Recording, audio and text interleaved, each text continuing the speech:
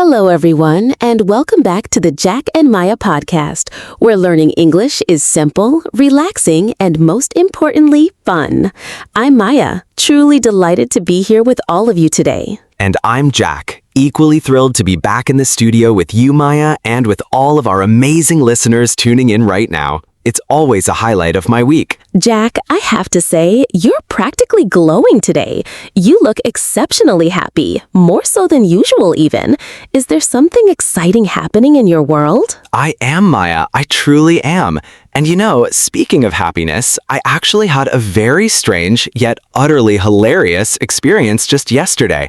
It's still making me chuckle when I think about it, and I can't wait to share it. Oh, I absolutely adore funny stories, especially when they come from real-life situations. Please, you have to tell us what happened. Don't keep us in suspense. All right, here it goes. So, yesterday morning, I decided I wanted some fresh, warm bread, for breakfast. So, I walked to my local bakery, just a typical morning errand. That sounds perfectly normal so far. Nothing out of the ordinary. A simple trip to the bakery. That's exactly what I thought. I walked into the bakery, ready to grab my bread, and immediately saw this incredibly long line of people already waiting. It stretched practically out the door. Wow, was the bakery just exceptionally busy that morning, or is it always like that? Was there a special occasion? Extremely busy, Maya. I mean, it seemed like absolutely everyone in the neighborhood had decided they wanted fresh bread at the exact same moment. The aroma was incredible, though. So, a busy bakery, a long line. What happened next? I'm on the edge of my seat here. Well, I, being the patient person I aspire to be, waited calmly for about 10 minutes. It felt like an eternity, but finally it was my turn to order. Great! The moment of truth. You got to the counter, ready to place your order. Exactly. I walked right up to the counter, feeling completely confident, and I looked at the lady behind the counter and said very clearly, "I would like 1 loaf of bread, please." That sounds absolutely perfect, Jack. A clear, polite request for bread. So what could possibly go wrong with that? Except I accidentally, completely by mistake, said, "I would like 1 loaf of beard, please." Instead of bread, I said beard. Can you believe it? Beard? Like the hair that grows on a man's face? Oh my goodness, Jack, you're kidding me. Exactly, the hair on your face. I realized it the second it came out of my mouth, but it was too late. The word was out there. Oh no, I can only imagine the look on the baker's face. How awkward. The lady behind a counter looked utterly confused, as you can well imagine. Her brows furrowed, and she just stared at me blankly for a second. I truly can. What an image. And then, what was the reaction from everyone else in the line? That's when a man standing directly behind me in line started to laugh. Not just a little chuckle, but a full-blown belly laugh, and it was contagious. Oh, that's priceless. So what did you do in that moment? Did you try to correct yourself quickly? I did. I immediately realized my hilarious mistake, and I started stammering, bread, not beard, I mean bread. I probably repeated it about 3 times, just to be absolutely clear. Jack, that's absolutely hilarious. I can just picture the entire scene. It's the kind of story you'll tell for years. It really is. By the time I clarified, everyone else in the bakery was smiling, and a few people were openly chuckling. It lightened the mood significantly, I suppose. Well, at least they understood what you truly meant in the end, despite the momentary confusion. That's the important part, right? Yes, absolutely they did. But I have to admit, I felt a little embarrassed for a few minutes there. My face felt quite warm. Hey, mistakes happen, especially when you're speaking a second language or even your first. That's just a part of the learning process, and it often leads to the best stories. Exactly, and this one certainly did. Now, enough about my embarrassing moments. It's your turn, Maya. Do you have a funny story or a memorable experience to share with us today? Actually, I do, Jack, and it involves a similar level of accidental chaos. I think you'll appreciate it. Oh, fantastic. I'm all ears. Let's hear it. So, last weekend, I decided to go on a little shopping adventure with my cousin. We don't get to do that very often, so it was a special treat. Sounds like fun. A relaxed day of shopping with family is always a good idea. It really was. We visited several different stores, browsed through racks of clothes, checked out some new gadgets, and just generally had a fantastic time enjoying each other's company. That sounds incredibly nice. A perfect way to spend a weekend afternoon. After about 2 hours of walking around and trying things on, we realized we were absolutely starving. So we decided to stop for a much-needed lunch break. Were you both quite hungry by then? I imagine all that shopping works up an appetite. Oh, we were very hungry, bordering on hangry. We found this charming little cafe, sat down, and promptly ordered some delicious-sounding sandwiches. And then, this is where it gets interesting, isn't it? I sense a twist coming. You know me too well. Then, while we were waiting for our food, I reached into my bag, just to check my phone, maybe reply to a message or two. Let me guess, Maya. The phone wasn't there, was it? That's the classic setup for this kind of story. Exactly. My phone was gone, vanished.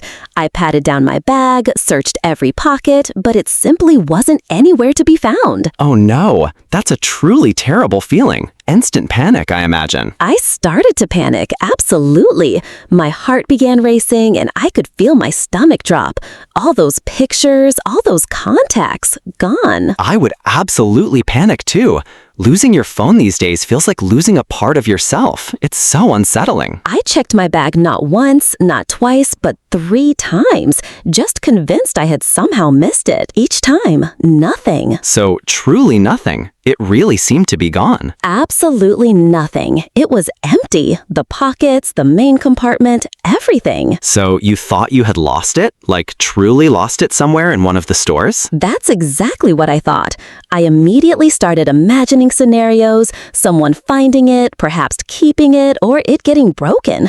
All the worst possibilities ran through my mind. That sounds incredibly stressful, Maya. Just the thought of it gives me anxiety. Very stressful. My cousin and I, abandoning our sandwiches, rushed back to every single store we had visited, retracing our steps frantically. Oh, wow. So, did you find it in one of the stores? Perhaps at a fitting room or a display table? No, Jack. We checked everywhere. Asked store assistants, even looked under shelves. Still nothing. Uh-oh. This is getting more mysterious than your favorite books. I know, right? After about 30 minutes of fruitless searching and growing desperation, I had a sudden idea. I decided to call my phone using my cousin's phone. Smart idea. That's always the first thing you should do in those situations. And we heard a ringtone. Faintly at first, but definitely there. Really? Oh, Maya, where was it? Was it hidden in one of the stores after all? Yes, really. It definitely rang, and it wasn't in any of the stores. So where on earth was it? Don't leave me hanging. It was inside my jacket pocket the entire time. I'd simply forgotten to check that one specific pocket, thinking it was empty. Wait a minute, your phone was with you the entire time, tucked away safely in your own jacket? Maya, that is absolutely incredible. The entire time, Jack. All that panic, all that running around, all that stress for absolutely nothing.